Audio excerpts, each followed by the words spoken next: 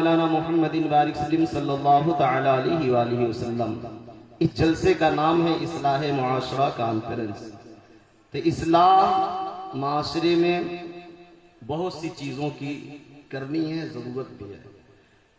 جہاں ہم معاشرے کی اصلاح کریں اس اصلاح میں دونوں طرح کے اصلاح ہے، اصلاح اعمال بھی ہے اور اصلاح عقائد بھی ہے۔ دونوں کی اصلاح ہونی چاہیے اور ضرورت بھی ہے۔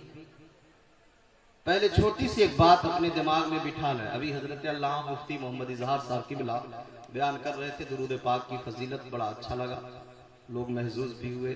عمل بھی کرنا چاہیے، کثرت درود کرنا چاہیے سب کو۔ میں تو جہاں تک مانتا ہوں، یہ میرا ماننا ہے کہ درود پاک سے بڑھ کر کوئی وظیفہ ہے ہی نہیں، یہ میرا ماننا ہے۔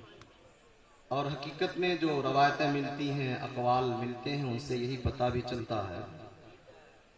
کبھی کبھی لوگوں کو گمراہ کیا جاتا ہے اس طرح سے کہہ کر کہ درود اور سلام دونوں ایک ہی چیز ہے، درود اور سلام دونوں ایک ہی چیز ہے۔ لیکن قرآن کا مطالعہ کرنے سے پتہ چلتا ہے درود اور سلام ایک نہیں ہے، دونوں الگ چیز ہیں۔ درود الگ ہے، سلام الگ ہے۔ انسان کے بس کی بات نہیں ہے کہ وہ مصطفیٰ جان رحمت پر درود بھیج سکے، انسان کے بس کی بات نہیں ہے۔ آپ جب اس کے ترجمہ پہ غور کریں گے نا، ہم نماز میں درود بھی پڑھتے ہیں، نماز میں سلام بھی پڑھتے ہیں، دونوں الگ الگ چیزیں ہیں۔ اور قرآن بھی یہی کہنا، آپ جو آیتیں پڑھتے ہیں سنتے بھی ہیں، اکثر علماء بیان کرتے ہیں 22ویں پارے کی سورہ احزاب کی آیت، ان اللہ و ملائکتہ یصلون علی النبی یا ایھا الذین آمنوا صلوا علیہ وسلموا تسلیما۔ اسی آیت ہی میں دونوں حکم ہے، درود کا بھی حکم ہے، سلام کا بھی حکم ہے۔ اللہ کیا فرماتا ہے؟ بے شک اللہ اور اس کے فرشتے نبی پر درود بھیجتے ہیں، یصلون علی النبی۔ مجھ سے بڑے بڑے علماء یہاں تشریف فرما ہے، میں ابھی سیکھ رہا ہوں، سمجھ رہا ہوں، ابھی میں ایک طالب علم کی حیثیت رکھتا ہوں۔ تو یصلون علی النبی اللہ فرما رہا ہے۔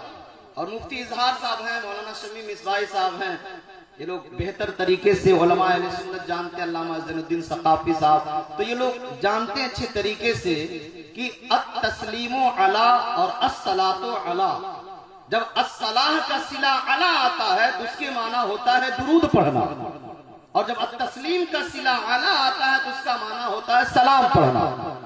اور یصلون یہ پہلے مضارع، اس میں استمرار پایا جاتا ہے، اس کا مطلب یہ ہے کہ بار بار بار بار، ایک بار نہیں بار بار۔ تو اللہ فرما رہا بے شک اللہ اور اس کے فرشتے یصلون علی النبی، بار بار ہمیشہ درود پڑھتے ہیں۔ سبحان اللہ۔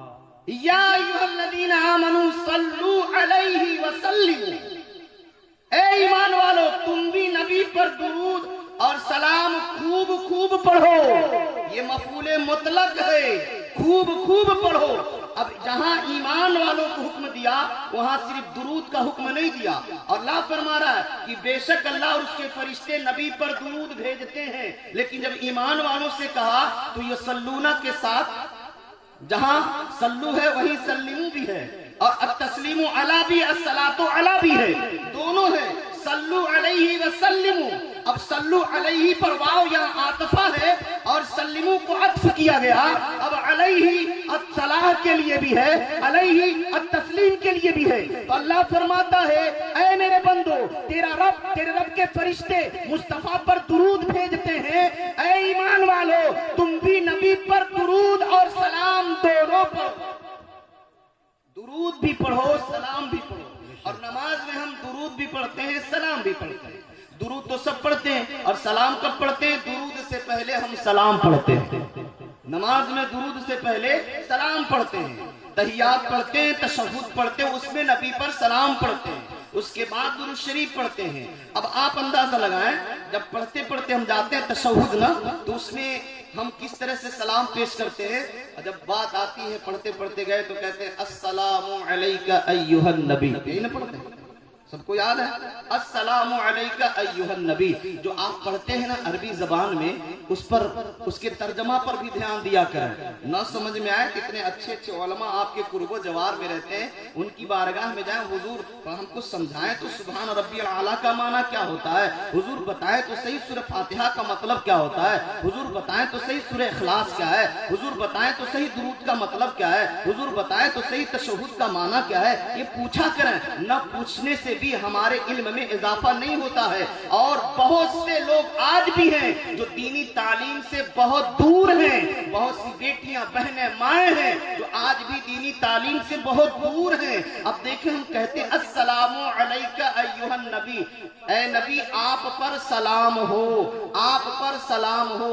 اب یہاں پہ قابل توجہ ایک میں بات بتا رہا ہوں. السلام علیکہ، علیکہ آپ پر سلام، اے نبی آپ پر سلام.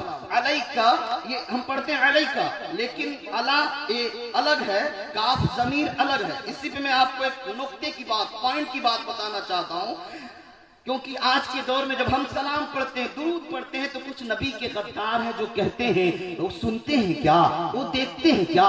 سنیوں تمہارا عقیدہ ہے نبی سنتے ہیں، نبی موجود ہیں، نبی دیکھ رہے ہیں. آئیے صرف علیکہ سے میں ثابت کر رہا ہوں کہ نبی سنتے بھی ہیں، نبی موجود بھی ہیں، نبی دیکھتے بھی ہیں، نبی حاضر بھی ہیں.